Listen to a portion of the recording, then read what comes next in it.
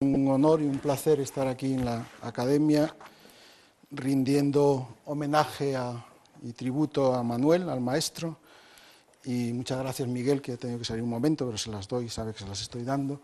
Y yo no puedo empezar más que diciendo que las gracias no son solamente a Manuel, sino que las gracias son a Manuel y a Inge, que yo creo que esta pareja no se pueden separar, o sea que todo lo que hemos estado diciendo de Manuel y ha dicho todos los speakers, todos los que han comentado anteriormente, ha sido posible también porque tenía esta otra persona a su lado y estoy seguro que sin esa persona no hubiese sido posible. Entonces, el título que yo he elegido es del alto dopaje a la condensación de Bose-Einstein sin semiconductores, siguiendo el arquetipo de Cardona. Y siguiendo el arquetipo de Cardona, ¿por qué? Pues precisamente por lo que decía Pedro, porque en realidad lo que quería es saber, o sea, le da lo mismo que fuese alto dopaje, que al final tiene muchas consecuencias prácticas, pero él no lo quería por las consecuencias prácticas, lo que quería realmente es entender la estructura de bandas y ver cómo ésta se cambia en casos extremos, cuando, por ejemplo, uno dopaba extremadamente los semiconductores, ¿no? Y yo eso lo he aprendido de él también. Yo nunca, cuando estuve con él, oí la palabra aplicación en ningún momento, sino que lo que oí fue la palabra saber, intentar saber acerca de esas cosas, ¿vale? Y entonces, quizás por eso he seguido un poco como eso hacía. ¿Y cómo empezó todo esto? Pues empezó en Zaragoza, en realidad. Félix puede que conozca este sitio.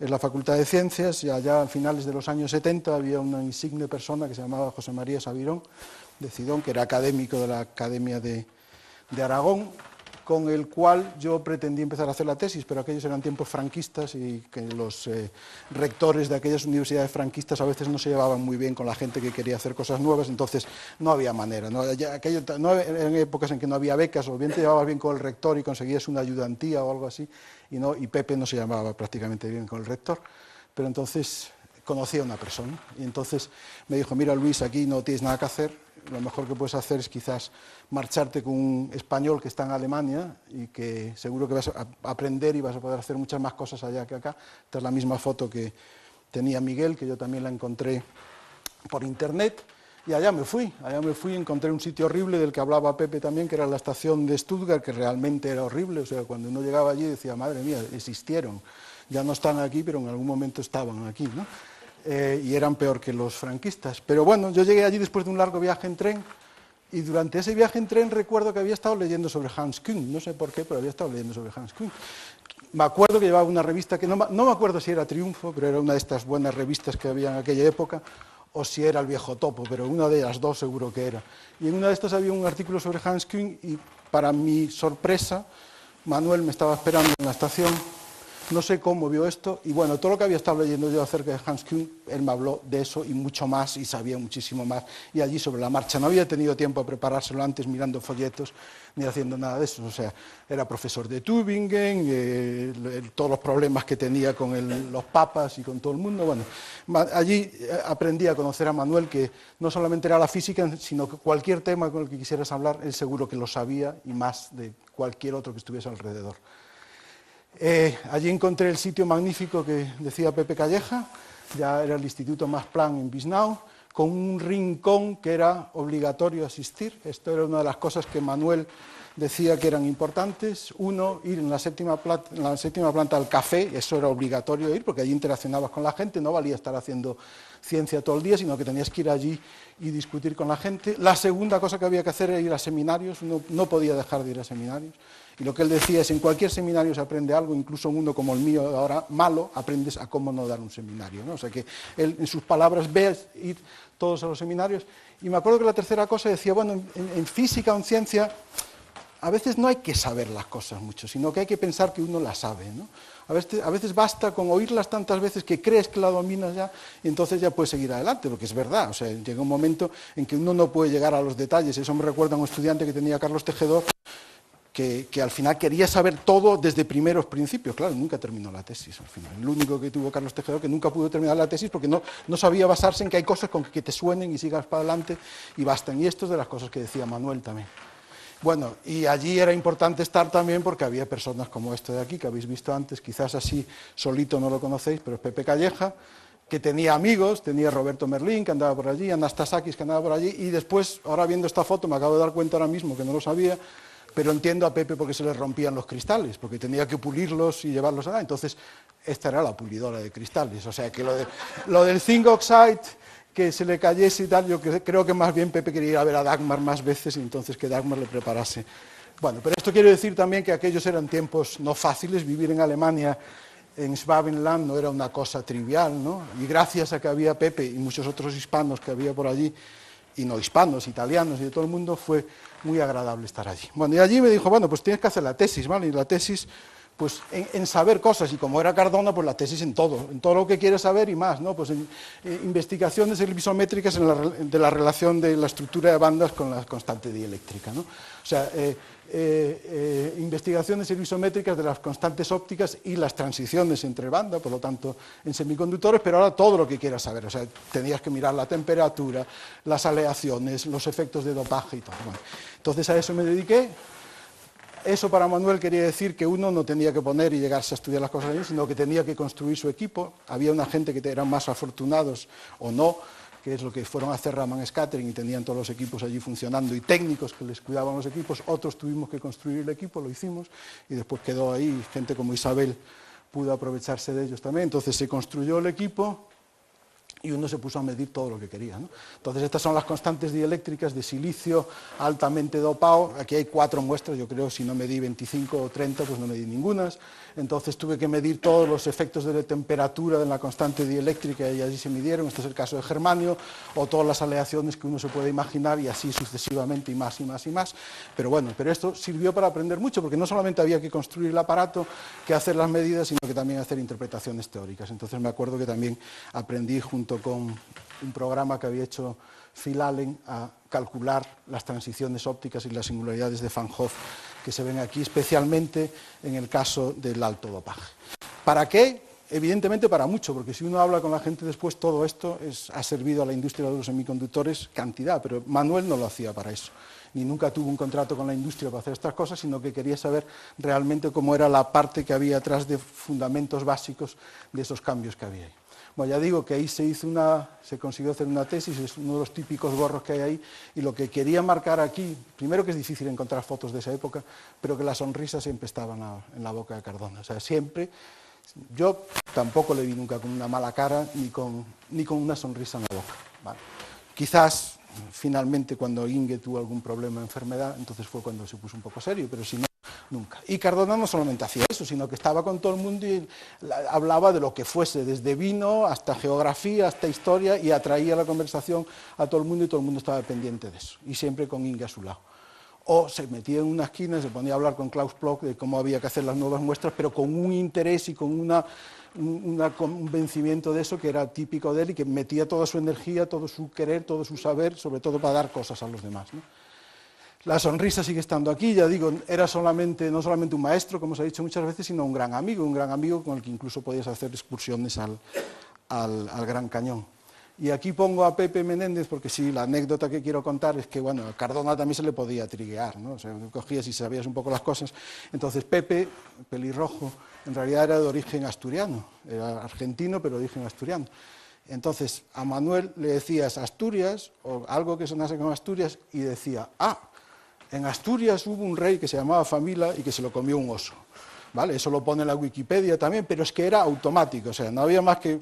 Pepe y yo a veces nos hacíamos así en el codo, decías, Pepe, ¿qué tal están tus parientes asturianos? Y entonces Manuel entraba al trapo y nos contaba la historia del oso de Fabila, y se la contaba a todo el mundo, nosotros ya lo sabíamos, pero todo el que estaba al lado sabía al final del Fabila. Bueno, como dijo Miguel, y ya que no tenemos royalty sobre esto, porque Springer al final, para que todos los autores pudiesen tener una copia del libro, llegamos a un acuerdo que ni Klaus, que es el yerno de Cardona, ni yo cobrásemos un duro sobre eso. Sí que os puedo recomendar que leáis este libro, si podéis. Como decía Miguel, los que estamos contribuyendo hoy aquí son autores de este libro. Hay muchísimas más anécdotas y realmente muestra cómo era la personalidad de Cardona. Hay muchos otros españoles, aparte de extranjeros, que han contribuido, como Carlos Herrero, Rafael Ramírez, Emilio Méndez, Paco Meseguer, Narcís Mestres, del que se habló, Ramón Pascual, y un buen amigo de Cardona, que es Jesús Sánchez Izquierdo.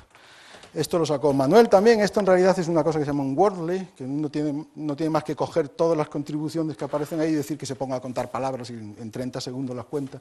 Entonces, como veis, hay muchas palabras que caracterizan de lo que escribió esa gente, lo que es la vida de Cardona. Yo he resaltado 3 palabras aquí. Una es singue, ¿vale?, que es esta palabra que aparece acá, y he vuelto a decir que la vida de Manuel y la vida de todos nosotros que estuvimos con él no hubiese sido lo mismo si no hubiese estado Inge. La segunda palabra que aparece aquí, que de hecho yo no lo había escrito así, estaba todo en un renglón, es la física. Esta es una de las cosas que puso Miguel, también una de las fotos de Miguel, de Manuel en México, explicando con todo su gran interés un proceso, probablemente Raman aquí. Esto sí que hay una anécdota que está en el libro que es buenísima, porque cuando empezaron las vibraciones de carbono, el Cardona los explicaba a todos con movimientos. Entonces hay uno que habla de la molécula de CH, entonces es así, CH2 así, CH3, Manuel hacía así, entonces creo que salió alguien de la audiencia y decía, Manuel, haz el CH4, y seguro que lo hacía, porque lo que fuese movimiento y explicar lo hacía todo. Bueno, entonces este era Manuel, ¿no? Otra de las características de Manuel era España, y España estaba siempre en su cabeza, y no regiones de España precisamente, no el País Vasco, donde seguro que tenía un buen tiempo con Pedro, o Cataluña, donde tuvo un buen tiempo con todos, sino toda España estaba dentro de su cabeza. Y, joder, está todo cambiado.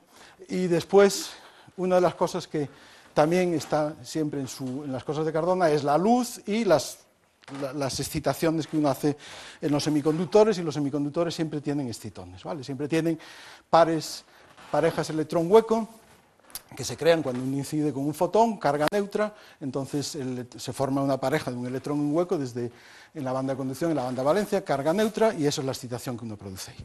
Y yo me acuerdo también que Manuel decía, bueno, lo que la gente de estos excitones no lo acaba de entender, porque los excitones, aparte de ser como un átomo de hidrógeno y tener toda la estructura interna del átomo de hidrógeno, los excitones tienen un centro de masas también, que normalmente uno lo olvida. Pero, y esto es de lo que os quiero hablar hoy un poquito, en homenaje a Cardona, alguien, creo que Andrés, habló de polaritones, pero esos eran polaritones con fonones, es decir, si es un fonón y la luz crea un estado mezclado, es un fonón de polaritón, un polaritón de fonón, pero uno también tiene polaritones de excitones, es decir, uno tiene una banda que en esta escala es un excitón que tiene un centro de masas y se está moviendo, pero con una masa muy grande, un fotón que si está en un sistema confinado adquiere masa, tiene una dispersión, se vuelve cuadrático, interaccionan entre los dos y forman una nueva partícula que es un polaritón, ¿vale? Entonces, uno puede crear estas cosas, y de estos quiero hablar un poquito yo hoy, en lo que queda de tiempo. Yo quiero mostraros cómo estos sistemas otra vez sirven para estudiar algo que yo no sé si va a tener aplicaciones o no, pero no me mueve que tenga aplicaciones. Uno puede estudiar aspectos fundamentales de la mecánica cuántica con semiconductores. Y esto también es una cosa que otra persona excelsa, que era Marvin Cohen, decía, que los semiconductores es un escenario donde uno puede estudiar toda la física, desde la superconductividad hasta preguntas fundamentales de física, y es digamos, el playground donde uno puede hacer todo eso. Esto es un trabajo en colaboración con mucha gente, pero, pues no está la foto esta, pero sobre todo con Carlos Antón, que tenía que haber aparecido una foto aquí, que es uno de mis últimos estudiantes, que ahora mismo está en Francia. Entonces lo que queremos hacer precisamente es eso, o sea, bueno, ahora os voy a contar lo que es. Primero, muy básico de polaritones, ya os lo he dicho, son una cuasipartícula que está formada por la mezcla de excitones y fonones, tiene por lo tanto 2 ramas, solamente la rama baja me quiero ocupar de ella, son bosones, y como buenos bosones que son, se pueden condensar, y de hecho se han probado que tiene una condensación de tipo Bose-Einstein, es un poco más particular porque es una condensación fuera de equilibrio, porque hay que estar bombeando el sistema continuamente, pero allá hace 10 o 11 años, una colaboración entre el CEA en Grenoble y la EPFL realmente mostraron que estos sistemas forman un condensado similar al condensado de Bose-Einstein en átomos, con la diferencia que en átomos tiene que ocurrir a temperaturas de nanokelvin, y aquí uno lo puede hacer a Kelvin o incluso a temperatura ambiente si utiliza los materiales adecuados. Entonces son bosones que condensan.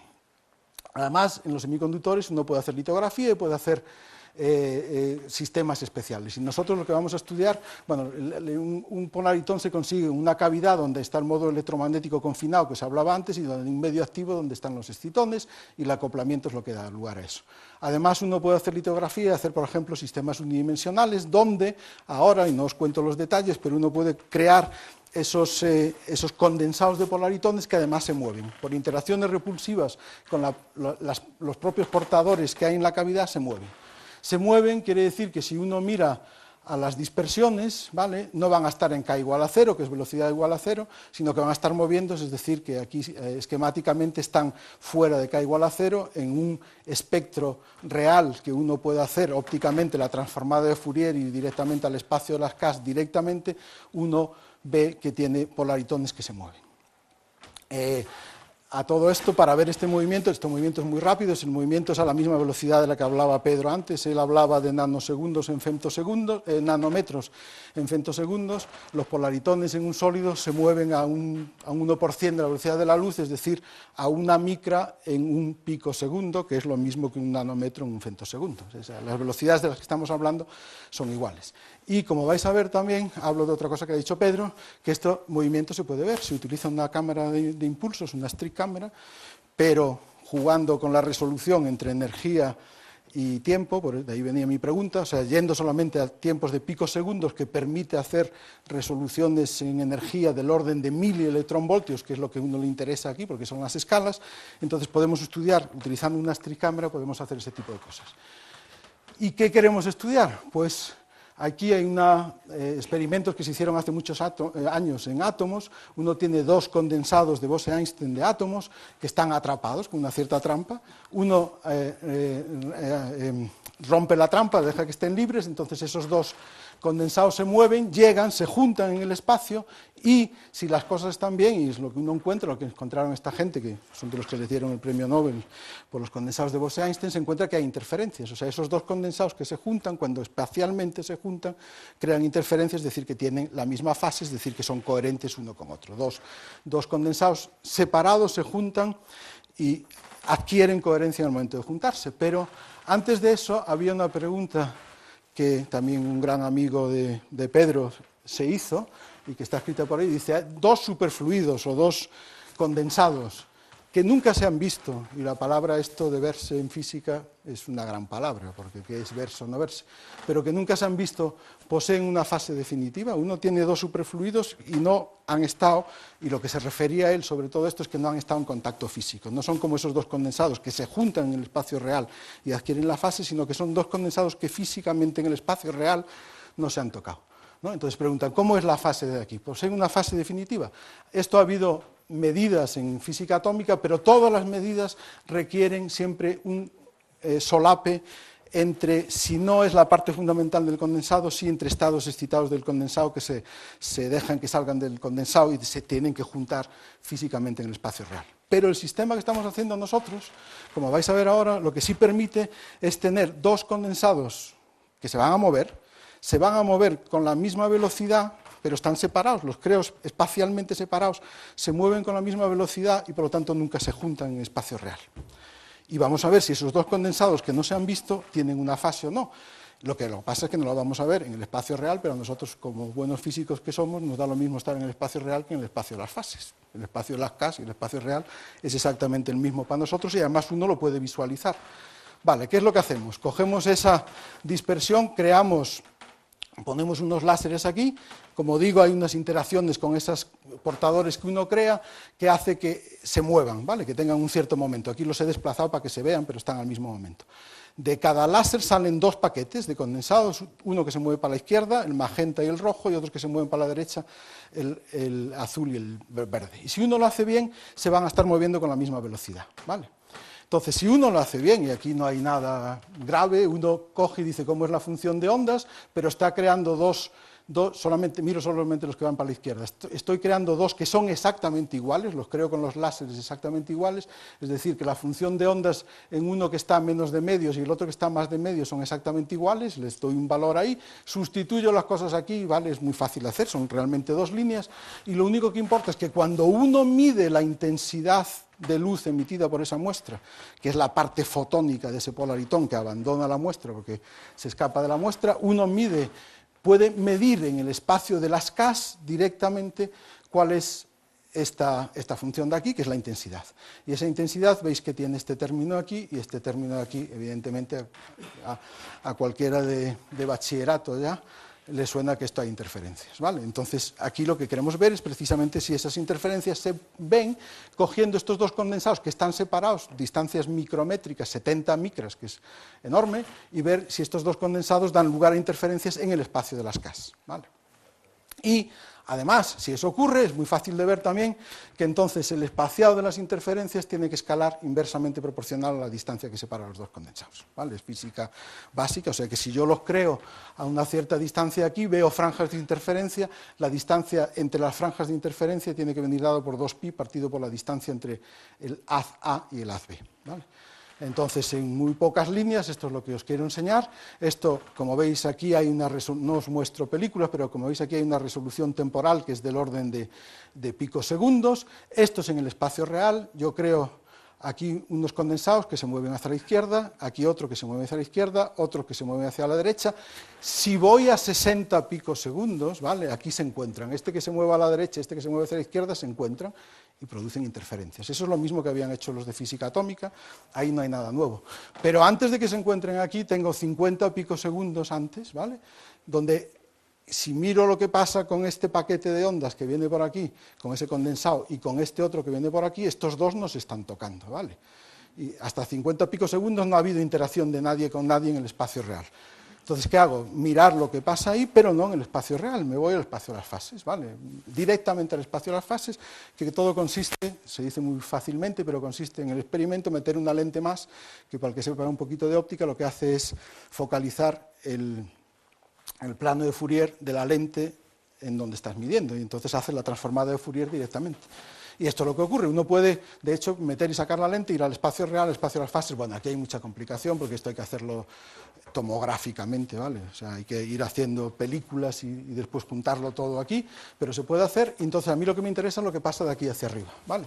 Lo que pasa de aquí hacia arriba, si miro en el espacio de las velocidades, en el espacio de las Ks, veo que cuando los creo van muy despacito, de repente se van acelerando, es decir, van aumentando la velocidad, van aumentando el K, y veo que empieza a haber interferencias por todos los lados. Es decir, que estos dos señores, estos dos condensados que se están moviendo hacia la izquierda, en el espacio real no pasa nada con ellos, pero si me voy al espacio de las Ks, veo que están interfiriendo. De hecho, llega un momento en que alcanzan una velocidad constante, por eso se mueven así, y veo que aquí es el máximo de la intensidad que emito, y veo que hay franjas de interferencia. No tengo tiempo para explicar todo lo demás, es un proceso muy bonito de todo lo demás que pasa, pero solo me interesa ver esto que pasa aquí. O sea, me voy a fijar qué pasa aquí a 35 picosegundos. Me paro ya a 35 picosegundos y digo, bueno, vamos a mirar esto en el espacio entero. Voy a mirar Kx y Ki, pues aquí tengo el que se mueve hacia la izquierda, que es la conjunción de dos que se están moviendo hacia la izquierda, los que se mueven hacia la derecha, que son dos que se mueven hacia la derecha, pero pasa lo mismo en los dos lados, tienen un cierto K, es decir, se están moviendo y claramente hay franjas de interferencia, ¿vale? Entonces uno lo único que tiene que hacer ahí es medir, esto sabe lo que es porque está relacionado directamente con el ángulo con que sale la luz de la muestra, entonces uno mira cuál es la diferencia entre cada una de las líneas de interferencia, ¿sí? Casi estoy acabando, salen 88 micras a la menos 1, uno coge la expresión que tenía antes y dice, bueno, pues si la diferencia entre las franjas es esto, quiere decir que la distancia la puedo sacar de aquí, de 2pi partido por d, y dice, bueno, esto tendría que corresponder a que esos dos condensados que se están moviendo en la misma dirección, están interfiriendo, están a 70 micras uno del otro. Uno va directamente, saca la lente, mide qué pasa en el espacio real, y aquí se encuentran los condensados que se mueven hacia la izquierda, que son este de aquí y este de aquí, mira cuánto es la distancia d directamente del experimento y son 70 micras. O sea, las 70 micras que uno tiene de separación entre estos dos condensados dan lugar a que cuando mira ahora qué pasa con la fase de esta función de ondas total de estos dos condensados que se están moviendo y forman un condensado total, pues interfieren el uno con el otro, no en el espacio real, sino en el espacio de las fases, justamente con eso. Es decir, que hay una respuesta, diría yo, que positiva a la pregunta que hacía Anderson, ¿vale? Que en realidad sí crean una fase. ¿Cómo crean la fase? Eso es otro cantar. Y uno puede argumentar, pero no tengo tiempo ahora para hablar de ello. Entonces os he querido mostrar algo que creo que a Manuel le hubiese gustado, sobre todo porque es un mayor conocimiento de cosas fundamentales, cómo uno puede generar condensados de polaritones moviéndose con unas velocidades ultra rápidas en microcavidades cuasi unidimensionales. Por cierto, todo esto hay que hacerlo con gente que sea capaz de hacer todas estas muestras, cosas que nosotros no podemos. Hemos dado una respuesta afirmativa a la pregunta esta de Anderson, de manera que en el espacio de momentos sí vemos que se adquiere una coherencia mutua entre trenes de polaritones que nunca han estado en contacto físico en el espacio real y que las franjas vienen dadas por lo que uno espera, ¿vale?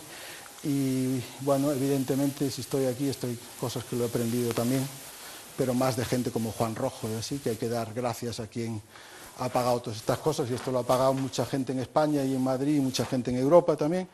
Y otra vez terminar dando las gracias a Manuel y a Inge por haberme llevado hasta aquí y por habernos llevado a todos hasta aquí siguiendo su ejemplo, si es posible. Gracias.